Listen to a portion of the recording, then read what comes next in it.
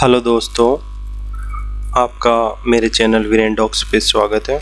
जैसे कि आप जानते ही हैं, यूपी का फर्स्ट राउंड जो अटक गया है, अभी कोर्ट केस जो चल रहा था साबरा अहमद और यूपी स्टेट वर्सेस।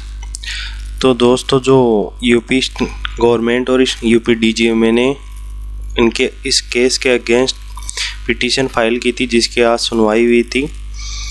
उस सुनवाई में जो न्यूज़ है, जो भी रिजल्ट आया है, जो भी जजमेंट आया है, वो अभी मैं आपको बता देता हूँ। देखो दोस्तों, दैनिक भास्कर में ये जो आज कोर्ट में सुनवाई हुई है, उसके बारे में 5 घंटे पहले ही लखनऊ में इलाहाबाद हाई कोर्ट के अंदर जो हुआ है।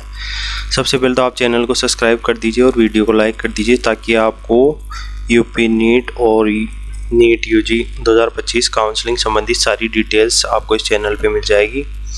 तो चलिए दोस्तों, ज़्यादा टाइम वेस्ट न करते हुए इस न्यूज़ को पढ़ते हैं। देख क्या न्यूज़ आई है। मेडिकल कॉलेज में 79% आरक्षण पर हाई कोर्ट में सुनवाई पूरी हुई। जो सुनवाई थी वो आज की। 4 जिलों के कॉलेजों में नए सिरे से काउंसलिंग का मामला खंडपीठ ने आदेश सुरक्षित रखा कि अभी उन्होंने मामला जो आर्ग्यूमेंट वकील ने दिए दोनों तरफ से, उसको सुरक्षित रख लिया। अभी कोई फाइनल जजमेंट नहीं दिया है। और आगे देखिए, इलाहाबाद हाई कोर्ट में अंबेडकर नगर, कन्नौज, जालौन और सहारनपुर के सरकारी मेडिकल कॉलेज में आरक्षण से जुड़े मामले की सुनवाई पूरी हो गई है। न्यायमूर्ति रंजन रॉय और न्यायमूर्ति मंजीव शुक्ला की खंडपीठ ने दोनों पक्षों की दलीलें सुनने के बाद अपना आदेश सुरक्षित कर लिया है। राज्य सरकार ने एकलपीठ के फैसले के खिलाफ विशेष अपील दायर की। जैसे दोस्तों, पहले 12 अगस्त को जो हुआ था केस साबरा अहमद, जो मोतीलाल यादव वकील थे, उन्हें सिंगल बेंच जज ने फैसला दिया था।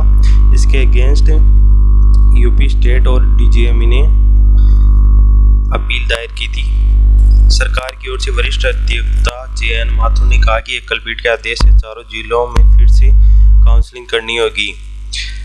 जो भी यूपी स्टेट की तरफ से जो भी वकील है, उन्होंने कहा जज को कि 4 जिलों की फिर से काउंसलिंग करनी होगी। इससे अन्य राज्यों के जिलों पर भी प्रभाव पड़ेगा। दूसरे स्टेट के जिलों पर भी प्रभाव पड़ेगा।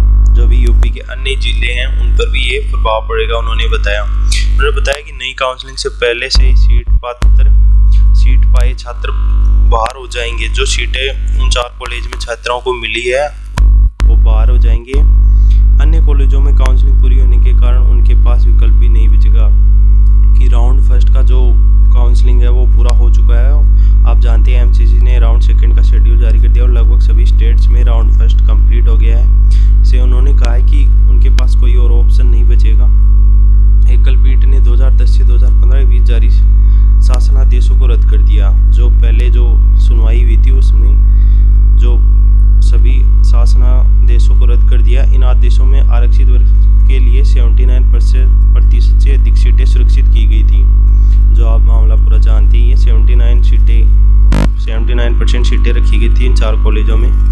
पीठ के आरक्षण अधिनियम 2004 का कड़ाई से पालन करते हुए नए सिरे से सीटें बढ़ने का निर्देश दिया था। जो पिछली वर्डिक्ट हुई थी, उसमें फिर से फ्रेश रजिस्ट्रेशन के लिए बोला था।